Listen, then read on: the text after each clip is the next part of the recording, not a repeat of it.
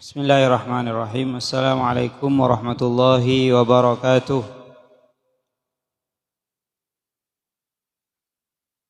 Ngireng sebelumna mulai kajian menikah maos Al-Fatihah ka Hadratus Syekh Haji Muhammad Hashim Asy'ari.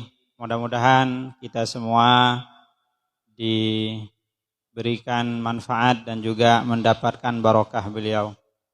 Al-Fatihah ila hadrati Rasulillah Muhammad ibn Abdullah wa ila hadrati alihi wa azwajihi wa dzurriyyatihi wa ahli baitihi wa ansarihi wa atba'ihi minal muslimin wal muslimat wa khususan ila hadrati Sayyidil Imam Abu Bakar bin Abdullah bin Talib ala Tas wa ila hadrati Syekhina Muhammad Khalil bin Adilatif Bangkalan wa ila hadrati Syekhina Al-Allamah Muhammad Hashim Asy'ari Jombang wa ila hadrati Syekhina Ali Wafa Muharrar anna Allah yu'li darajatihim fil jannah bi katsir madhbatihim wa tafhasanatihim yahfazuna bi jahihim wa yaf'una bihim wa yud'a alaina barakatihim wa asrarihim wa anwarihim wa ulumihim wa nafahatihim fid dini wad dunya wal akhirah. Al-Fatihah.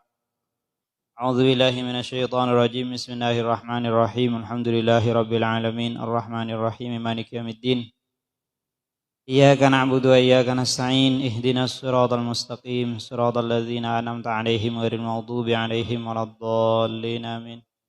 Bismillah, alhamdulillahi rabbil alamin wa bihi nasta'inu ala umuri dunya waddin wassalatu wassalamu ala asyrafil anbiya'i wal mursalin sayyidina wa maulana Muhammadin wa ala alihi wa sahbihi ajma'in.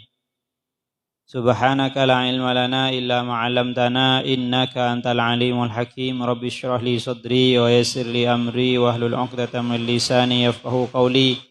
Allahumma ya fattahu ya alim iftah alaina hikmatak wanshur alaina min khazaini rahmatika ya arhamar rahimin.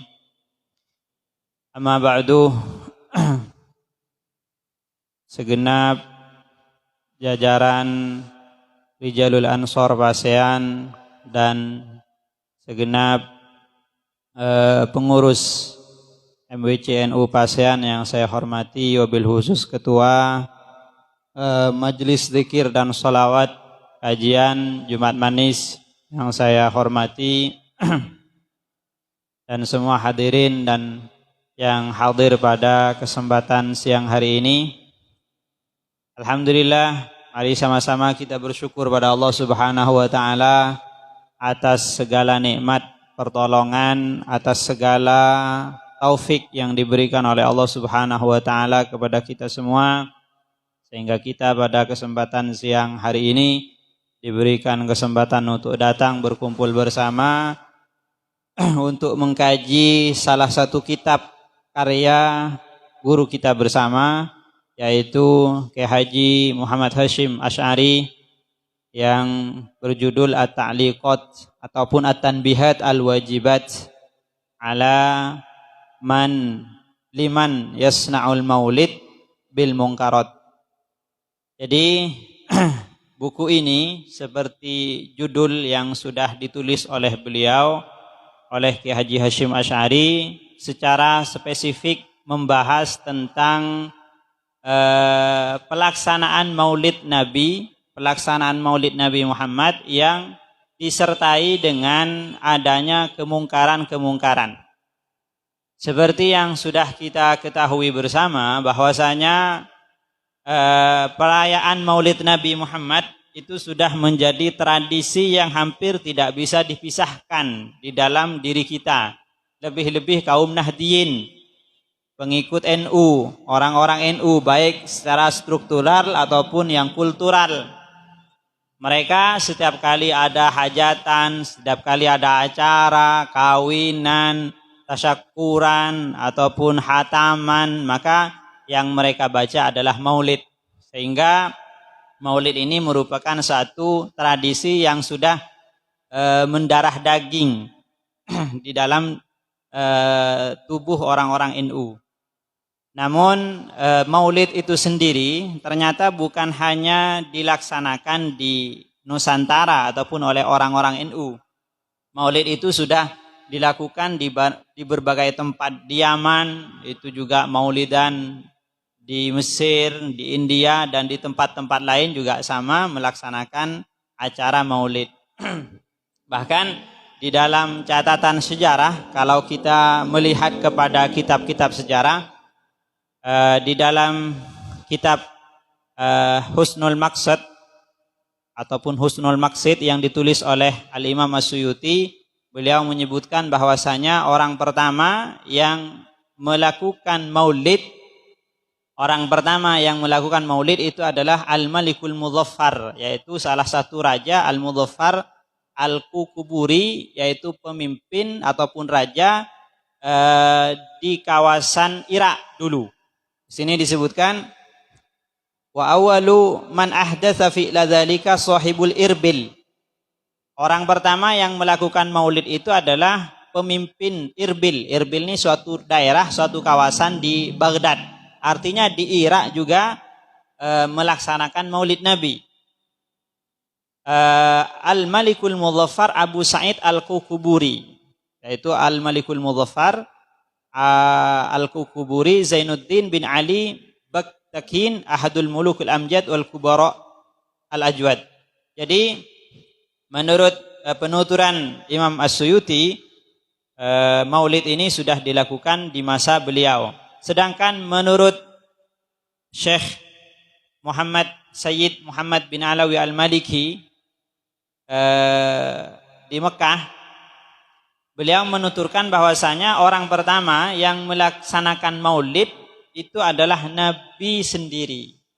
Di sini disebutkan inna awwala al-muhtafilin bil maulid huwa sahibul maulid. Orang yang pertama kali melaksanakan maulid itu adalah Nabi sendiri. Hal itu beliau tegaskan bahwasanya ketika Nabi itu ditanya, kenapa engkau berpuasa di hari Senin wahai Rasulullah? Maka Rasulullah itu menjawab, dzaka yaumun wulidtu fihi. Itu adalah hari di mana aku dilahirkan di dalamnya. Artinya apa? Nabi itu memberikan keistimewaan. Nabi itu merayakan hari kelahirannya sendiri dengan puasa. Sehingga oleh beliau, orang pertama yang merayakan maulid itu adalah Nabi sendiri. Oleh sebab itu, kalau kita mengambil pendapatnya Imam Suyuti, maka maulid itu adalah suatu perkara yang bid'ah, suatu perkara yang baru dibuat. Nah, tentunya bid'ah hasanah, bid'ah yang baik.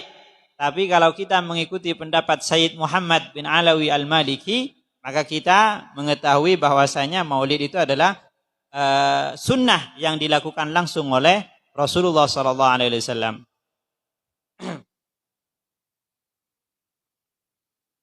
Coba minta situng, mundur situng.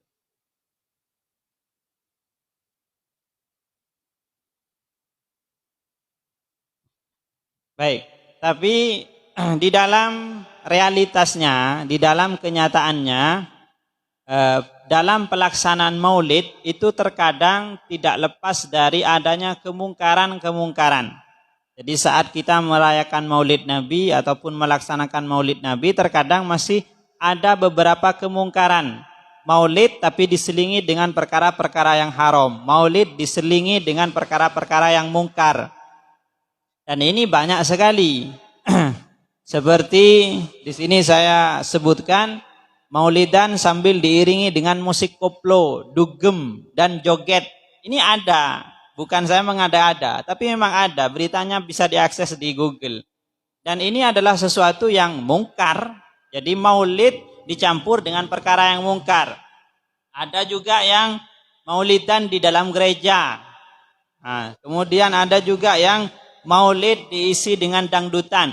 Hal-hal semacam ini merupakan perkara maulid yang dicampur dengan kemungkaran. Hal inilah yang mendorong ke Haji Hashim Asy'ari untuk menuliskan kitab At-Tanbihat Al-Wajibat. Jadi alasan ke Haji Hashim itu menulis kitab tersebut adalah pada suatu ketika beliau itu melihat satu perkumpulan santri melaksanakan maulid tapi dicampur dengan hal-hal yang haram. Di sini saya kutip. Beliau mengatakan, "Qad ra'aitu fi lailatil Itsnin", saya pernah melihat di malam Senin, al-Khamis wal Ishrin, tanggal 25 min syahri Rabi'inil Awal, di bulan Rabiul Awal, bulan Maulid, min syuhuri sana al-khamisah wal khamsin ba'dal alif wa thalathumiyah minal hijrah, pada tahun 1355 Hijriah. Nah, saya hitung sekitar tahun 1936 Masehi, sebelum kemerdekaan. 86 tahun dari yang lalu. 86 tahun yang lalu, Kiai Haji Hasyim Asy'ari itu pernah melihat unasan min thalabatil ilmi, sekumpulan orang dari para santri. Di sini thalabatul ilmi, para santri fi ba'dil ma'ahid ad-diniyah, di pondok pesantren. Santri di pondok pesantren. Apa yang mereka lakukan? Ya'malunal ijtima'a bismil maulid. Mereka itu melakukan perkumpulan atas nama maulid, wa ahdaru lidzalikal alatul malahi, dan mereka di samping merayakan maulid itu juga mendatangkan alat-alat musik. Tsumma qara'u yasiran minal Qur'an, kemudian mereka membaca Al-Qur'an, wal akhbar al-waridah, kemudian membaca cerita Nabi, ma waqa'a fi maulidihi minal ayat, tentang irhasatnya Nabi. Tsumma syara'u fil munkarat, kemudian mereka itu memulai melakukan kemungkaran. Jadi mereka melakukan maulid kemudian dicampur dengan kemungkaran. Apa contoh kemungkaran yang beliau lihat pada waktu itu? Mislut tadarub wa tadafu, seperti tadarub. Tadarub itu saling memukul, pencak. Wa tadafu yusamma indahum bi pencaan, yaitu pencak silat. Wa buksan, buksan ini ya seperti tinjulah. Wa darbud dufuf, dan memukul rebana. Nah, ini diantara bentuk kemungkaran yang dilihat oleh Kiai Haji Hasyim Asy'ari. Kullu dzalika bihuduri niswatin ajnabiyyat. Semua pelaksanaan itu juga dihadiri oleh perempuan-perempuan yang bukan mahramnya, qaribatin minhum, yang dekat dengan mereka. Musyrifatin, musyrifat itu melihat alaihim, kepada mereka. Wal musiki, juga diselingi dengan musik. Wasetrik, setrik ini sama seperti drama. Setrik itu seperti drama. Wal la'ib bima yushbihul kimar, dan permainan yang menyerupai dengan judi. Wajtima'ur rijal wan nisa' mukhtalitatin musyrifat, dan berkumpulnya lelaki dengan perempuan yang saling bercampur. Warraqsu, dan berjoget. Wal istighraq fil lahwi, dan berlebih-lebihan di dalam ketawa. Wartifa'ul aswat wasyah, kemudian berteriak-teriak fil masjid, di dalam masjid. Wa hawalaihi, dan di sekitar masjid. Fanahaituhum, maka saya menegur mereka, mencegah mereka. Wa ankartuhum, dan saya mengingkari perbuatan mereka. Antilkan mungkarat fatafarraqu wansarafu. Jadi kita dapat mengambil pelajaran di sini bahwasanya Kiai Haji Hasyim Asy'ari itu sangat memiliki sikap yang tegas. Nah, walaupun maulid itu salah satu karakter NU, salah satu amaliyah yang sudah menjadi tradisi di dalam NU, tapi kalau ada kemungkaran maka beliau tidak pernah diam. Maka ini satu pelajaran bagi kita orang-orang NU, kalau ada kalau ada satu amaliyah ibadah yang diselingi dengan kemungkaran, maka kita tidak boleh diam. Kita memiliki tanggung jawab untuk juga menegur mereka, menasihati mereka. Baik, jadi inilah alasan Kiai Haji Hasyim Asy'ari itu menulis buku At-Tanbihatul Wajibat liman yasna'ul maulid bil munkarat. Kemudian di dalam kitab ini, di dalam kitab yang kita kaji ini, saya sengaja menyertakan redaksi bahasa Arab agar kita memang betul-betul mengaji lah seperti itu. Kalau cuma tulisan bahasa Indonesia ini kan gampang. Kalau bahasa Arab ya, maka kita betul-betul mengkaji tulisan Kiai Haji Hasyim Asy'ari. Di dalam kitab At-Tanbihat Al-Wajibat ini ada 10 tanbih. Tanbih itu adalah peringatan. Jadi memang tujuan Kiai Haji Hashim Asy'ari memberi peringatan agar ketika kita melaksanakan maulid itu benar-benar sesuai dengan karakter syariat, sesuai dengan syarat-syarat dan ketentuan syariat. Yang pertama, peringatan yang pertama, Kiai Haji Hashim Asy'ari itu membahas tentang praktik maulid yang dianjurkan oleh para ulama. Seperti apa? Nah, nanti insya Allah kita akan bincang. Kemudian peringatan kedua, hukum perayaan maulid yang diiringi oleh kemungkaran. Ini jelas sudah haram.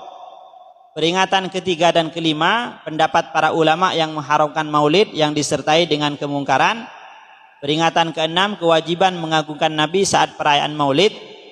Jadi kita itu dituntut ketika merayakan maulid Nabi agar mengagungkan Nabi. Jadi seakan-akan kalau bisa kita hadirkan di dalam hati bahwasanya Nabi juga ikut hadir di dalam majelis tersebut agar merasakan betapa agungnya Rasulullah SAW. Sama seperti yang dilakukan oleh Imam Malik. Imam Malik itu salah satu ulama yang digelari Imam Darul Hijrah, Imam Darul Hijrah, Imam Madinah, pemimpin Madinah. Imam Malik ini adalah gurunya Imam Syafi'i. Beliau terkenal sebagai ulama yang wibawa. Tidak ada orang yang berani kepada Imam Malik. Ada suatu ketika Imam Syafi'i itu belajar kepada Sufyan bin Uyainah di Mekah. Sampai Imam Syafi'i itu diberikan izin untuk berfatwa pada usia 15 tahun. Ketika sudah sampai kepada derajat 15 tahun sudah bisa berfatwa, maka Imam Syafi'i menulis surat kepada gubernur Mekah pada waktu itu agar diantarkan ke Madinah ingin belajar kepada Imam Malik. Tapi apa yang dikatakan oleh gubernur Mekah pada waktu itu? Mohon maaf, jangan matur sapa orana. Bukan saya tidak mau mengantarkan sampean belajar kepada Imam Malik, tapi saya tidak berani berhadapan langsung dengan Imam Malik. Wibawa, Imam Malik itu wibawa. Bahkan ketika diantarkan, ya Imam Syafi'i berdiri di depan pintu Imam Malik, kemudian pangladin, pelayan ataupun pembantu Imam Malik itu keluar membukakan pintu, dibuka, kemudian ditanya, apa perlumu di sini? Maka Imam Syafi'i menjawab, saya ingin belajar kepada Imam Malik. Pembantunya itu tadi bilang, tunggu sebentar. Ketika sudah beberapa saat, maka pembantunya itu mengambil satu kursi, kemudian Imam Malik itu duduk di atas kursi tersebut, wibawa. Kali pertama Imam Syafi'i bertemu dengan Imam Malik, maka Imam Malik langsung melihat kepada Imam Syafi'i dan kalimat pertama yang keluar dari Imam Malik adalah ittaqullah. Ra'aitu anna fika syanan. Takutlah engkau kepada Allah, aku melihat di dalam dirimu ada sesuatu yang pangkat yang sangat tinggi yang akan dicapai olehmu nanti. Dikasyaf. Ini yang disebut dengan firasat. Ittaqu firasatal mu'min fa innahu yanzuru binurillah. Takutlah kalian kepada firasat orang mukmin karena melihat dengan pancaran cahaya Allah. Maka inti kisah ini adalah Imam Malik orang yang sangat wibawa itu, orang yang sangat besar, ulama yang sangat alim, ulama yang menjadi pencetus mazhab, rujukan mazhab itu ketika ingin membaca hadis, maka Imam Malik itu pulang terlebih dahulu. Kalau Imam Malik ditanyakan tentang hadis, ya Imam Malik, saya ingin belajar hadis kepada engkau. Maka Imam Malik, jangan bertanya hadis di jalan. Silakan datang ke rumah. Maka ketika sudah sampai di rumah, Imam Malik itu mandi. Kemudian setelah mandi, Imam Malik itu menggunakan minyak wangi. Kemudian menggunakan baju jubah yang paling mahal, yang paling mewah. Kemudian menggunakan sorban, duduk di atas di atas kursi, di atas permadani. Kemudian baru setelah itu Imam Malik meriwayatkan hadis. Semua perbuatan Imam Malik ini dilakukan tidak lain kecuali untuk mengagungkan Rasulullah sallallahu alaihi wasallam. Bahkan selama Imam Malik itu hidup di Madinah, Imam Malik tidak pernah menggunakan sandal. Kenapa? Karena khawatir sandar Imam Malik itu pernah memijak bekas kaki Rasulullah sallallahu alaihi wasallam. Nah, jadi semakin tinggi ilmu seseorang itu maka akan semakin kuat juga keagungan dia, pengagungan dia kepada Rasulullah sallallahu alaihi wasallam. Ini adalah salah satu sikap yang seharusnya kita contoh di dalam mengagungkan Nabi, lebih-lebih di dalam saat Maulid. Maka satu hal yang sangat buruk ketika seseorang maulid sambil ketawa, maulid sambil main, maulid sambil melakukan hal-hal yang tidak penting, apalagi melakukan hal-hal yang haram, maka itu adalah satu perkara yang mazmum, perkara yang tercela, yang harus dijauhi. Kemudian di sini juga disebutkan tentang hukuman orang yang merendahkan Nabi, orang yang mengejek Nabi, merendahkan Nabi, al-istihza bin Nabi. Kalau menurut Fudail bin Iyad, maka hukumannya adalah al-qatlu, dibunuh saja. Artinya apa?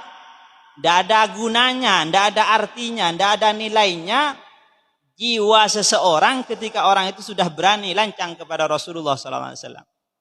Pada suatu ketika, Sayyidina Abu Bakar itu duduk, kemudian datang satu orang kepada Sayyidina Abu Bakar, berkata dengan teriak-teriak, "Hei Abu Bakar, hei Abu Bakar." Maka sahabat yang di sebelah Abu Bakar itu bilang, "Ya Imam, biarkan aku membunuh orang itu." Maka kata Sayyidina Abu Bakar, "Jangan. Kalau aku yang diejek seperti itu, jangan kau bunuh. Tapi kalau Nabi yang dikatakan seperti itu, tidak apa-apa." Nah, ini menunjukkan bahwasanya ancaman orang yang menghina Nabi, ancaman bagi orang yang merendahkan Nabi, itu adalah dibunuh menurut pendapat Al-Qadhi Iyad di dalam kitab Asy-Syifa. Tentunya saya yakin, hakul yakin, tidak ada orang NU yang merendahkan Nabi. Saya yakin, hakul yakin orang itu mesti mengagungkan Nabi. Cuma terkadang karena sebab ketidaktahuan dia, karena sebab kekurangan ilmu pengetahuan, dia melakukan perkara-perkara yang itu menyebabkan al-intiqas ilan Nabi, ataupun merendahkan kepada Nabi. Ya seperti yang tadi itu yang saya sebutkan. Salawatan sambil diiringi koploan, kan seperti itu. Salawatan sambil joget-joget, itu kan muruahnya salawat hilang. Salawat yang biasanya mendatangkan kehusyuan jadi oleng, jadi tak tahu. Jadi ya hampir sama 11-12 dengan itu nanti, dengan orkes nanti. Maka hal-hal seperti ini harus kita sampaikan agar orang-orang awam yang tidak tahu itu jadi tahu. Kemudian yang selanjutnya, peringatan ke-9 itu sikap Imam Syafi'i dalam mengagungkan Nabi. Imam Syafi'i ini nasabnya ketemu dengan Nabi di dalam mbahnya. Jadi Imam Syafi'i ini masih termasuk keturunan orang Quraisy. Walaupun bukan keturunan Nabi, tapi termasuk keturunan orang Quraisy. Sehingga ada suatu hadis ataupun riwayat yang menyebutkan bahwasanya akan datang dari golongan Quraisy ini yang ilmunya akan memenuhi dunia.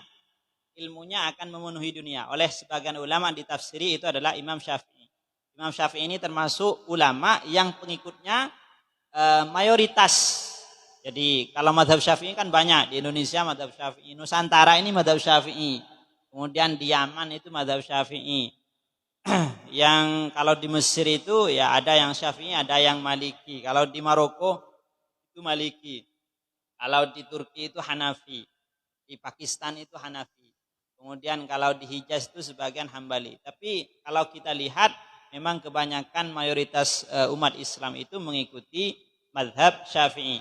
Imam Syafi'i yang sudah kita tahu beliau ulama besar, beliau itu di dalam mengagungkan di dalam mengagungkan keluarganya Nabi sangat berhati-hati. Ketika Imam Syafi'i menyebutkan satu hadis, ada hadis yaitu tentang perempuan mencuri. Pada suatu ketika ada seorang perempuan dari Bani Makhzum kalau tidak salah itu mencuri.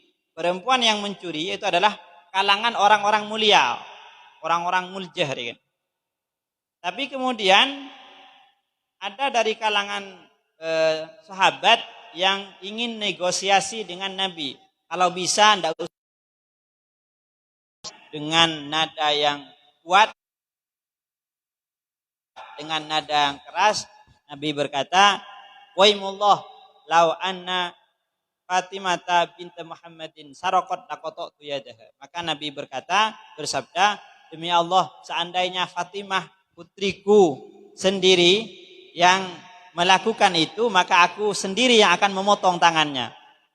Cuma di dalam meriwayatkan hadis ini, Imam Syafi'i di dalam meriwayatkan hadis ini, beliau tidak menyebut nama Fatimah. Beliau tidak menyebut nama Fatimah. Imam Syafi'i itu berkata, seandainya perempuan mencuri, maka akan dipotong oleh Rasulullah. Tidak berani menyebutkan kata Fatimah. Kenapa? Karena tidak pantas kata mencuri itu disandingkan dengan Siti Fatimah. Ini merupakan salah satu ta'addub, salah satu tata krama, salah satu contoh bagaimana Imam Syafi'i itu mengagungkan keluarga Nabi Muhammad SAW. Maka kita seharusnya juga ikut meneladani mereka. Kemudian yang 10 di sini, kerusakan yang timbul karena perayaan Maulid yang disertai kemungkaran, nanti di akhir ini. Kemudian penutup kitab ini ditutup dengan hukum membaca ayat-ayat Al-Quran di acara kaum Nahdiyin. Itu semuanya dibahas di dalam kitab At-Tanbihat Al-Wajibat. Baik, kita masuk pada pembahasan yang selanjutnya, yaitu praktik Maulid yang disunnahkan oleh para ulama. Seperti apa sih Maulid yang terlepas dari kemungkaran, Maulid yang bersih, dan Maulid yang memang disepakati oleh para ulama? Maka menurut Kiai Hasyim Asy'ari, Maulid yang disunnahkan itu ada 5 karakter, ada 5 sifat, ada 5 karakteristik. Innal maulidal ladzi yastahibbuhul a'immah. Sesungguhnya maulid yang disunnahkan oleh para imam, huwa ijtima'un nas. Yang pertama, berkumpulnya orang banyak. Kemudian yang kedua, wa qira'atu ma tayassara minal Qur'an, membaca ayat-ayat Al-Qur'an. Ketiga, wa riwayatul akhbar al-warida fi mabda'i amrin Nabi sallallahu alaihi wasallam wa ma waqa'a fi hamlihi wa maulidihi min irhasatin wa ma ba'dahu min siyarihil mubarakat. Kemudian yang ketiga, membaca kisah-kisah Nabi. Mulai dari masa kehamilan, lahirnya, kemudian kejadian-kejadian luar biasa dan sejarah kehidupan Nabi, itu semua dibaca di Maulid. Yang keempat, sifat Maulid yang disepakati ataupun yang disunnahkan oleh para ulama itu adalah tsumma yudha'u lahum ta'amun ya'kulunahu wa yansharifun, memberikan makan kepada orang lain. Wa in zadu ala dzalika darbid dufuf ma'a mura'atil adab fala ba'sa. Kelima, kalau ditambah dengan menabuh rebana ma'a mura'atil adab, disertai dengan adab dan tata krama, jangan sampai goyang-goyang gitu ya, maka fala ba'sa, maka itu boleh. Jadi ini adalah 5 sifat perayaan Maulid yang disunnahkan oleh para ulama dan direkomendasikan oleh Ki Haji Hasyim Asy'ari. Jadi kalau kita ingin membuat Maulid, maka jangan keluar dari 5 ini. Ya, berkumpul sakanjaan, setretanan sama teman-teman ataupun tetangga, kemudian membaca ayat-ayat Al-Quran, membaca Maulid. Ya, kalau kita yang membaca ada Simtut Doror, ada Al-Barzanji, ada Ad-Dibai, ada Ad-Diyaul Lami, banyak kitab-kitab Maulid. Kemudian setelah itu memberi makan orang, sedekah. Kemudian setelah itu ya memukul rebana, hadroh, menggunakan hadroh. Maka hal itu merupakan perkara yang diperbolehkan, tidak ada masalah. Kemudian Al-Habib Abdullah bin Mahfud Al-Haddad itu menambahkan bahwasanya perayaan Maulid itu bisa juga menjadi wasilah perantara untuk berdakwah, untuk menyampaikan nasihat, untuk menyampaikan dakwah, untuk mengajak orang kepada Allah Subhanahu wa taala. Jadi ada 6 berarti. Jadi yang pertama ya berkumpul ramai-ramai, kemudian baca Quran, baca kisah Nabi, kemudian memberi makan, menabuh rebana, dan dakwah mencengkiai. Seperti itu. Jadi itu merupakan hal-hal yang diperbolehkan, tidak ada masalah. Bahkan di sini disebutkan hadhihi adatun karimah. Hal ini merupakan adat kebiasaan karimah yang mulia. Wal aslu fiha al-ibahah, dan asal dari kebiasaan tersebut, kebiasaan melakukan Maulid Nabi adalah boleh. Waqad asbahat al-an wasilatun, asbahat wasilatan min wasailid dakwah ila Allah. Dan sekarang Maulid itu sudah menjadi media untuk berdakwah, mengajak orang kepada Allah. Walil wasail hukmal maqasid, dan wasilah itu hukumnya sama seperti tujuan. Kalau tujuan kita baik, maka medianya juga ikut baik. Kalau tujuannya buruk, maka medianya juga ikut buruk. Sama seperti HP lah, HP itu wasilah. Wasilah kita untuk berkomunikasi, wasilah kita untuk silaturahim. Kalau niat kita menggunakan HP itu baik, silaturahim, kemudian menanyakan kabar, kemudian untuk berbagi manfaat kepada orang lain, maka itu menjadi baik. Tapi kalau tujuan menggunakan HP adalah buruk, maka menggunakan HP juga menjadi perkara yang buruk. Tergantung dengan maksudnya, maqasid, niatnya ingin dijadikan seperti apa. Jadi ini adalah praktik maulid yang disunnahkan oleh para ulama, yang ditulis oleh Ki Haji Hashim Asy'ari di dalam kitab At-Tanbihat Al-Wajibat. Kemudian di sini ada satu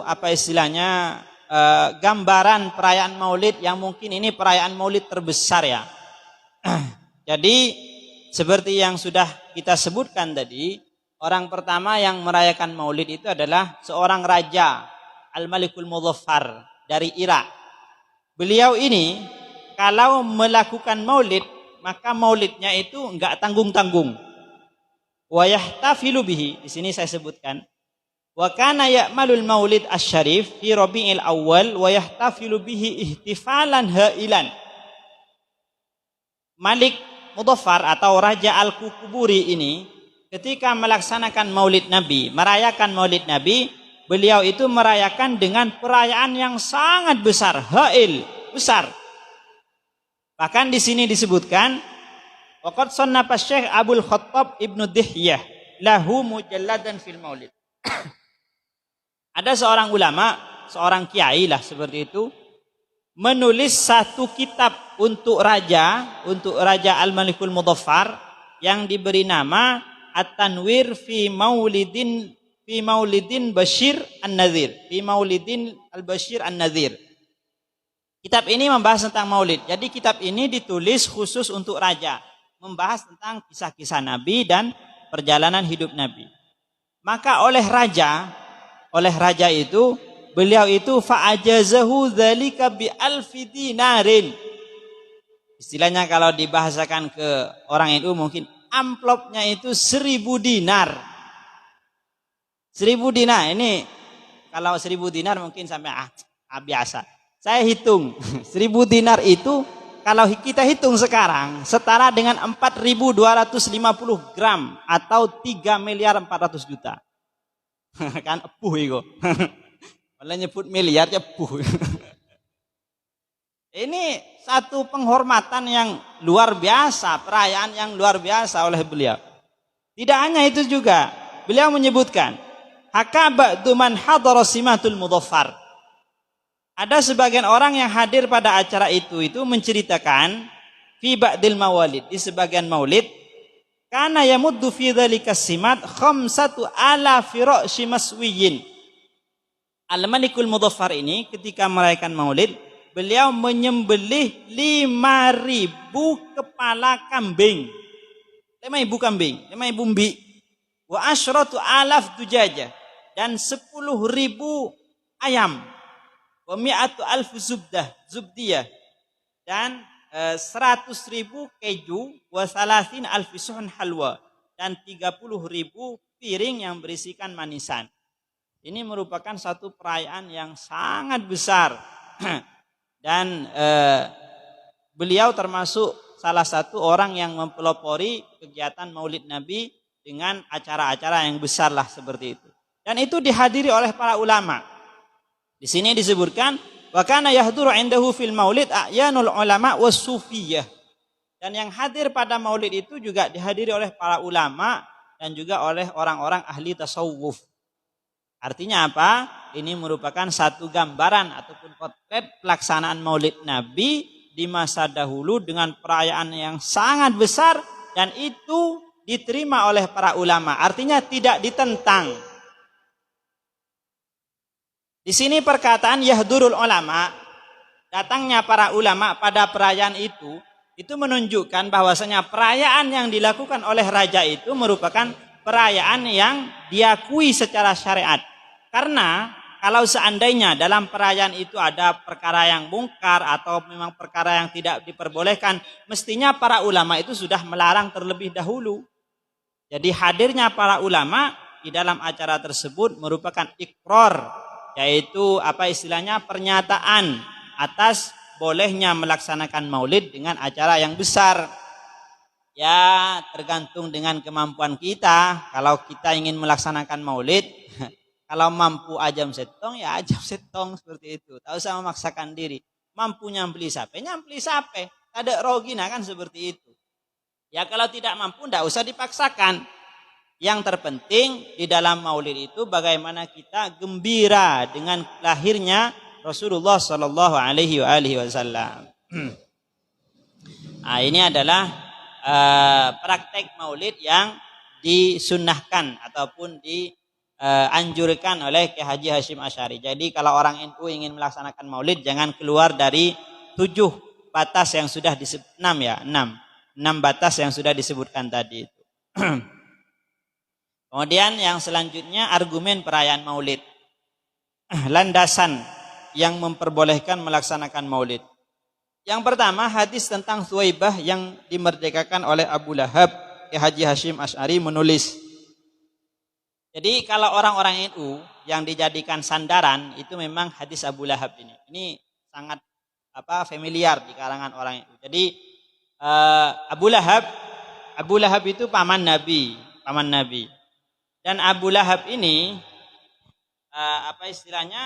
ya dari Nabi lahir sampai umur 40 tahun tidak ada masalah dengan Nabi. Baru ketika Nabi mengajak ke agama Islam, Abu Lahab tidak suka.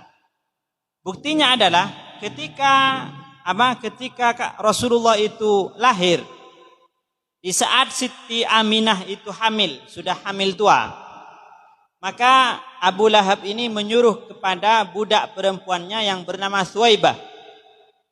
Thuwaibah, engkau temani Aminah. Nanti kalau sudah lahir kabarkan kepadaku. Maka Thuwaibah itu menemani Siti Aminah. Kemudian setelah Siti Aminah itu lahir, maka Thuwaibah itu lari untuk menjumpai Abu Lahab. Ketika sudah berjumpa dengan Abu Lahab, ditanya oleh Abu Lahab, Thuwaibah, ponakanku itu laki atau perempuan? Laki. Bunga. Abu Lahab itu gembira.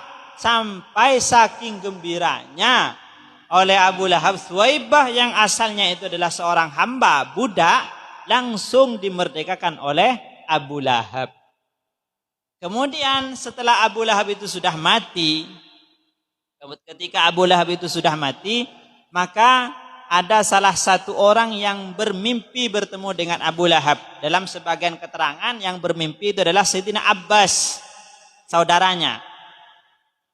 Sayyidina Abbas itu bermimpi Abu Lahab, kemudian ditanya oleh Sayyidina Abbas, ya Abu Lahab, di sini disebutkan, waqad ru'ya Abu Lahab ba'da mautihi fin naum, faqila lahu ma haluka, bagaimana keadaanmu wahai Abu Lahab? Faqal, maka Abu Lahab berkata, finnar, di dalam neraka, pasti ini. Karena sudah ada ayatnya di dalam Al-Quran. Illa annahu khuffifa anni fi kulli lailatil isnin. Kecuali diringankan untukku di setiap malam Senin. Jadi siksa yang berat itu diringankan oleh Allah di setiap malam Senin. Wa amussu min baini usbu'i hataini ma'a. Dan aku amussu itu ngecot. Apa bahasa Indonesia ngecot? Ngecu. Meminumlah, minum. Dan aku meminum. Halan. Ini Ustaz malam. Dan aku meminum di antara jari jemariku itu air. Wa inna dzalika bi'taqi li Thuwaibata indama basyaratni biwiladatin Nabi sallallahu alaihi wasallam wa biirdaiha lahu. Maka Abu Lahab itu berkata bahwasanya setiap malam Senin siksaku diringankan dan dari jemariku keluar air yang bisa saya minum, dan itu semua disebabkan aku telah memerdekakan budakku yang bernama Thuwaibah. Artinya apa? Keringanan yang diberikan oleh Allah kepada Abu Lahab itu disebabkan kebahagiaan, kegembiraan Abu Lahab atas lahirnya Nabi. Maka di sini Ibnul Jazari itu menyebutkan kalau Abu Lahab saja, orang yang sudah divonis oleh Allah secara terang-terangan di dalam Al-Quran sebagai ahli neraka, masih diberi keringanan ketika dia bahagia atas lahirnya Nabi, apalagi dengan orang yang Islam, orang yang sujud, orang yang mengikuti sunnah-sunnahnya Nabi.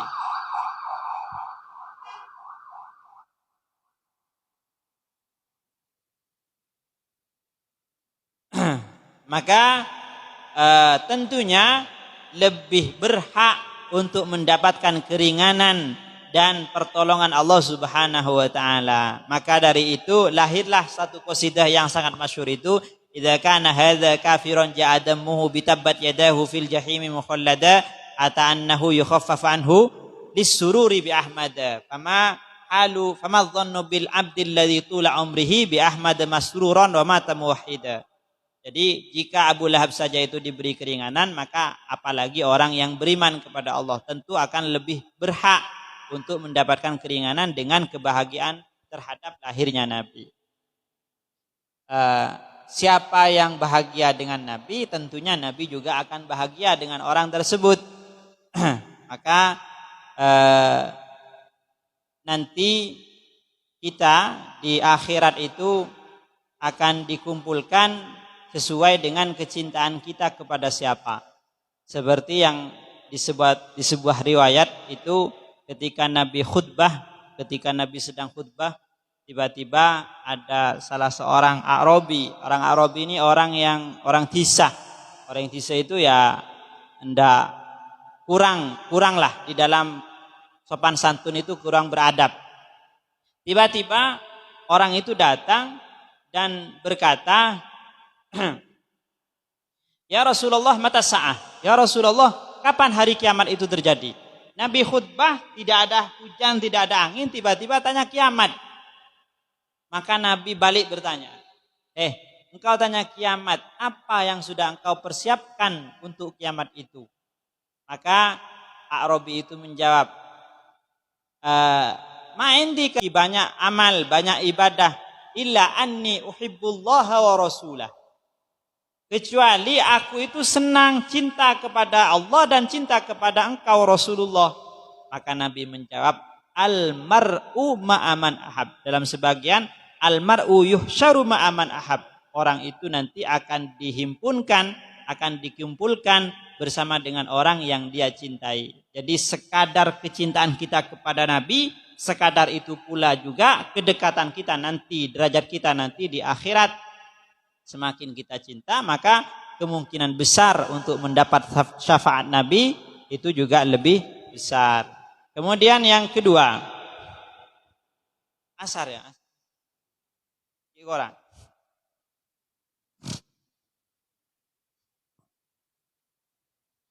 Kemudian yang kedua, hadis ataupun argumen yang menjelaskan bolehnya merayakan Maulid Nabi itu adalah hadis tentang puasa Asyura. Hadis tentang puasa Asyura. Di sini saya kutip pernyataan Ibnu Hajar Al-Asqalani.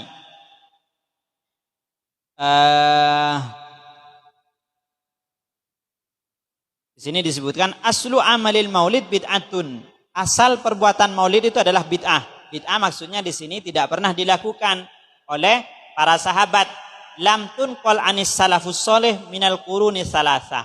Ini penjelasan bid'ah dari beliau. Tidak pernah ada riwayat yang menyebutkan para generasi-generasi awal 3 abad yang pertama itu melaksanakan maulid. Walakinnaha ma'adzalika istamalat ala mahasina wa diddiha.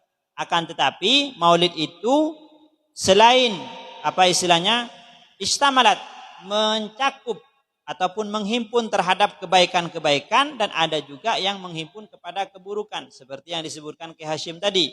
Maulid yang menghimpun kepada keburukan yaitu maulid yang dicampuri ataupun diselingi dengan kemungkaran. Wa qad dhahara li takhrijuha ala aslin sabit, dan sudah jelas kepadaku takhrijuha. Takhrij ini adalah mungkin kalau diterjemahkan identifikasi. Jadi saya dapat mengidentifikasi maulid itu pada satu dasar hadis, yaitu ma thabata fis sahihain min anna nabiy sallallahu alaihi wasallam qadimal madinah fawajadal yahud yasumun yauma asyura fasalahum faqalu huwa yaumun awraqallahu fihi fir'aun wa najja Musa fanahnu nasumuhu syukranillah. Jadi ketika Nabi itu sudah sampai di Madinah, ternyata orang-orang Yahudi yang ada di Madinah, seperti yang kita sudah ketahui, di Madinah itu ada 3 kelompok orang Yahudi, Banu Nadir, Banu Qainuqa, dan Banu Quraidah. Itu 3 kelompok orang Yahudi yang hidup di Madinah dan berdampingan dengan Nabi. Ketika Nabi sudah sampai di Madinah, ternyata orang Yahudi itu memiliki satu tradisi, yaitu berpuasa setiap tanggal 10 Muharram, Asyura. Maka Nabi bertanya kepada orang Yahudi, kenapa kalian berpuasa pada tanggal 10? Orang Yahudi menjawab, karena pada tanggal 10 itu Allah menenggelamkan Fir'aun dan menyelamatkan Nabi Musa. Maka kata Imam Ibnu Hajar, ayustafadu minhu fi'lu syukri lillahi ala ma manna bihi fi yaumin muayyanin min isda'i ni'matin aw daf'i nikmatin. Maka dari hadis tersebut kita dapat mengambil satu pelajaran, bahwasanya boleh seseorang itu melakukan syukur, ungkapan rasa syukur di saat orang tersebut mendapatkan nikmat atau selamat dari bahaya. Seperti itu. Jadi rasa syukur itu bisa diungkapkan dengan puasa, bisa diungkapkan dengan sedekah, bisa diungkapkan dengan membaca Al-Quran. Yang terpenting rasa syukur itu diungkapkan dengan perkara-perkara yang tidak dilarang oleh agama. Jadi intinya seperti ini. Ketika kita mendapatkan nikmat, maka kita dianjurkan untuk bersyukur kepada Allah atas nikmat itu. Sehingga para ulama fikih itu menyebutkan ada istilah sujud syukur, kan? Sujud syukur itu apa? Sujud di saat seseorang mendapatkan nikmat atau selamat dari musibah. Itu sujud syukur. Cuma ada yang perlu diperhatikan, bahwasanya kalau dalam mazhab Syafi'i sujud syukur itu syarat-syaratnya sama seperti syarat-syarat sholat. Artinya yang pertama harus suci. Tidak boleh tiba-tiba tidak punya wudu sujud langsung. Sujud apa ini? Kan seperti itu. Kemudian harus menutup aurat. Ini yang sering kita jumpai. Ada pemain bola, gol langsung sujud. Padahal dia tidak menutup aurat. Yang lebih aneh lagi, penyanyi dangdut menang sujud syukur. Padahal membuka aurat. Maka dalam mazhab Syafi'i harus punya wudu, harus menutup aurat, kemudian menghadap kiblat, kemudian sujud, lepas itu setelah itu baru salam. Jadi ketika kita mendapatkan nikmat, maka kita dianjurkan untuk bersyukur kepada Allah. Tentunya syukur itu dengan perkara yang diperbolehkan. Maka kata beliau, tidak ada hal ataupun nikmat yang lebih besar kepada setiap orang mukmin dibandingkan dengan nikmat lahirnya Nabi Muhammad. Nikmat yang paling besar bagi kita orang mukmin adalah nikmat lahirnya Nabi Muhammad. Karena dengan sebab Nabi Muhammad kita bisa mengenal Allah, dengan sebab Nabi Muhammad kita mengenal Al-Quran, dengan sebab Nabi Muhammad kita bisa bersujud, beribadah. Kalau tanpa Nabi, mungkin ada yang sudah menyembah berhala, ada yang sudah menyembah patungan seperti itu. Maka Nabi itu adalah nikmat yang besar. Qul bifadlillahi wa birahmatihi fabidzalika falyafrahu, di dalam Al-Quran. Katakanlah wahai Muhammad, dengan rahmat dan keutamaan Allah, fabidzalika falyafrahu, maka dengan itulah engkau berbahagia. Artinya kita dianjurkan untuk berbahagia atas datangnya suatu nikmat, dan nikmat terbesar adalah adanya Nabi Muhammad. Ampun asar. Baik, bismillahirrahmanirrahim. Terakhir, jadi itu adalah beberapa argumen ataupun landasan mengenai perayaan Maulid Nabi. Kemudian pembahasan terakhir di dalam kitab At-Tanbihat Al-Wajibat, tentu ini tidak saya tulis semua karena banyak, jadi saya ambil yang mungkin penting dan bermanfaat. Dampak negatif perayaan Maulid yang disertai dengan kemungkaran. Dalam peringatan ke-10, Kiai Haji Hasyim menulis 8 bentuk negatif, dampak negatif yang disebabkan perayaan Maulid Nabi yang disertai dengan kemungkaran. Yang pertama, ini di dalam kitabnya beliau berkata, wa min tilkal mafasid ma taqaddama dzikruhu minal musiqi wasitrik wal la'ab bima yashbul qimar. Di antara mafsadah ataupun kerusakan yang timbul dari Maulid yang disertai kemungkaran itu adalah musik, penggunaan musik. Kemudian setrik itu seperti apa tadi, seperti drama. Kemudian la'ib bima yashbihul qimar, permainan yang menyerupai judi. Sebetulnya musik, alat musik itu diharamkannya alat musik itu karena dulu alat musik itu adalah apa istilahnya, yu'addu min syiaril fasaqah, dihitung sebagai syiar, simbol orang-orang fasik. Sehingga kita dilarang untuk menyerupai perbuatan yang dilakukan oleh orang fasik. Ya, seperti musik atau apa. Setrik itu adalah drama ataupun teater. Hal itu bisa, menurut para ulama, hukum drama itu dibagi menjadi 2. Yang pertama itu boleh asalkan tidak ada hal yang haram di dalamnya. Kemudian pendapat yang kedua, haram secara mutlak. Itu hukum drama. Drama yang diperbolehkan itu tentunya drama yang ya tidak ada membuka aurat, tidak ada bercampur lelaki perempuan, tidak ada yang sampai menyentuh lawan jenis. Sehingga mungkin yang dimaksud drama yang diharamkan di sini menurut Kiai Haji Hasyim adalah drama yang bercampur antara lelaki dan perempuan, maka itu harus dilarang. Dan ini apa istilahnya bisa kita terapkan, bahwasanya sekarang ini sudah banyak ketika haflatul imtihan di sekolah-sekolah, lebih-lebih sekolah NU, kemudian ada drama laki perempuan bermain menjadi pemain, kemudian yang lebih ini lagi joget TikTok yang viral kemarin itu, jadi haflatul imtihan diisi dengan joget-joget perempuan. Itu seharusnya dilarang, bukan malah dijadikan pembenaran, seperti mana Kiai Haji Hasyim Asy'ari dengan tegas melarang. Walaupun perayaan Maulid Nabi kalau dicampuri dengan hal yang mungkar ya tetap salah, seperti itu.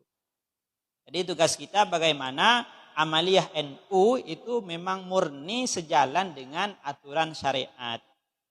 Kemudian yang kedua, dampak negatif yang ditimbulkan dari Maulid yang disertai kemungkaran itu adalah at-tabdzir, mubadzir. Beliau mendefinisikan tabdzir itu adalah sorful mal fi ghairi masarifihi minal wujuh al-muharramah. Yang disebut mubadzir itu adalah menggunakan harta pada sesuatu yang haram, itu mubadzir. Terkadang orang itu salah menafsirkan mubadzir kan. Kita punya sepeda contoh, terus beli sepeda lagi yang masih yang baru. Oh, sudah punya sepeda, mubadzir itu sepeda. Enggak ada mubadzir. Yang mubadzir itu justru kalau sepeda itu digunakan kepada perkara haram. Kalau sepedanya digunakan untuk silaturahim, untuk datang ke pengajian, datang untuk sholat berjemaah, maka itu adalah perkara yang bagus, yang memiliki nilai ibadah. Jadi yang dimaksud mubadzir di sini adalah ketika harta kita ataupun harta seseorang itu digunakan untuk perkara haram. Kasorfihi lizina, digunakan berzina, lisyurbil khamri, membeli khamr, aulil maulid al-mausufi awalan, atau untuk merayakan maulid tapi diiringi dengan orkesan, maka itu mubadzir, hartanya haram, apa istilahnya tidak boleh, karena yu'addu i'anatan lil maksiyah, karena dianggap menolong orang lain berbuat dosa. Man a'ana ala ma'siyatin walau bisyatri kalimatin kana syarikan lahu fiha. Orang yang menolong orang lain berbuat dosa, maka dia juga mendapat bagian dosa yang sama. Seperti itu. Seperti orang yang apa istilahnya membuat acara orkesan, kemudian membuat acara apalah yang bercampur laki perempuan, maka dia juga mendapat dosa sendiri dan mendapat dosa orang-orang yang melihatnya karena dianggap menolong orang lain berbuat dosa. Kemudian yang ketiga, dampak negatif yang ditimbulkan ataupun yang keberapa? Yang kelima dalam ijharun bimaksiatin, menampakkan maksiat. Di dalam satu hadis Nabi bersabda, kullu ummati mu'afan, semua umatku itu mu'afan. Mu'afan itu maksudnya tidak boleh kita sebutkan aibnya. Semua manusia, semua umat Nabi, semua orang Islam itu tidak boleh kita bicarakan aibnya. Illal mujahirun, kecuali orang yang terang-terangan berbuat dosa. Ketika orang itu sudah terang-terangan berbuat dosa, maka kehormatan dia itu sudah hilang sehingga boleh orang lain menceritakan keburukan orang itu. Seandainya ada orang, mohon maaf, mencuri, tapi mencuri di saat gelap lah seperti itu. Maka kalau kita tahu orang itu mencuri, maka kita tidak boleh membicarakan aib itu kepada orang lain. Dosa hukumnya. Kecuali kalau dia sudah mencuri terang-terangan, tidak punya rasa malu lagi. Berbuat dosa terang-terangan, judir terang-terangan, minum khamr terang-terangan, maka orang itu boleh kita ceritakan aibnya, tidak dosa lagi. Seperti sabda Nabi, kullu ummati mu'afan illal mujahirun, kecuali orang-orang yang berani terang-terangan berbuat dosa. Yang ke berapa ini? Yang keenam, ittisafu bi sifatin nifaq, orang yang melakukan maulid Nabi dan disertai dengan kemungkaran itu disebut dengan orang munafik. Kenapa? Karena munafik itu idharu ma laysa fil waqi', menampakkan sesuatu yang tidak sama dengan hatinya. Idzahiru halihi annahu ya'malul maulid, karena seseorang itu melakukan maulid seakan-akan cinta kepada Nabi, padahal pada hakikatnya mereka itu melakukan dosa kepada Nabi, lancang kepada Nabi. Kemudian yang 7, anna talabatal ilmi idza sana'uhu wa sakata 'alaihi al-alim kana sababan ila ayyudhannal awam annahu jaizun wa hasanun bisyari'ah. Jika seandainya yang melakukan perkara itu adalah santri, orang yang penuntut ilmu, kemudian para kiai diam, para ulamanya diam, para ustadznya diam, maka orang awam mengira bahwa perbuatan itu boleh dilakukan. Maka di antara kewajiban seorang kiai, kewajiban seorang ustadz, kewajiban orang yang berilmu adalah memberi peringatan di saat seseorang itu melakukan suatu kemungkaran. Karena tugas kiai itu adalah amar ma'ruf, di antara tugas kiai adalah amar ma'ruf nahi mungkar. Sebab kalau nanti tidak ada yang berbicara tentang kemungkaran, orang-orang awam itu akan mengira bahwasanya perbuatan tersebut adalah perbuatan yang diperbolehkan. Contoh, di suatu desa banyak orang yang mengadu ayam. Ini mengadu ayam. Sabung ayam.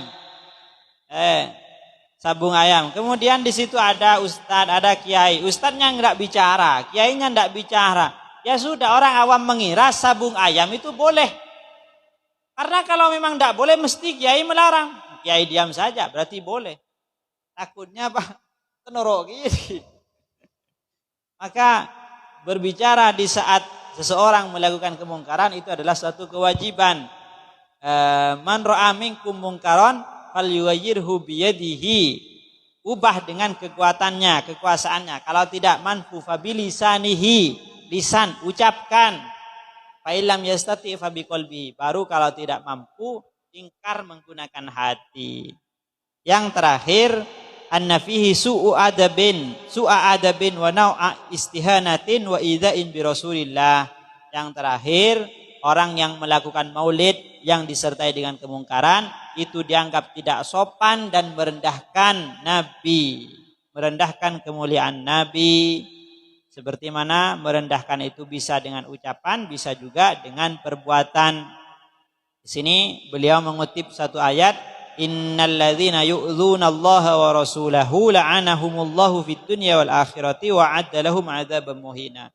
Orang-orang yang menyakiti Allah, menyakiti Rasulullah, maka akan dilaknat oleh Allah di dunia dan di akhirat, dan nanti disediakan siksa yang muhin, yang menghinakan. Jadi ini yang bisa saya sampaikan. Intinya adalah di dalam kitab ini Ki Haji Hashim Asy'ari itu menegaskan ketika kita melakukan suatu amaliyah, suatu perbuatan, usahakan perbuatan itu sesuai dengan syariat. Jangan sampai suratut ta'ah tapi dakhiluhu ma'siyah. Jangan sampai kita melakukan suatu perbuatan gambarannya itu sebagai ibadah tapi hakikatnya adalah maksiat, dosa kepada Allah. Maka juga ini merupakan tanggung jawab kita sebagai orang-orang Nahdlatul Ulama untuk memberi peringatan kepada orang lain. Itu saja yang bisa saya sampaikan. Mudah-mudahan bermanfaat. Wassallallahu ala sayyidina Muhammadin wa ala alihi wasallam. Alhamdulillahi rabbil alamin. Wassalamualaikum warahmatullahi wabarakatuh.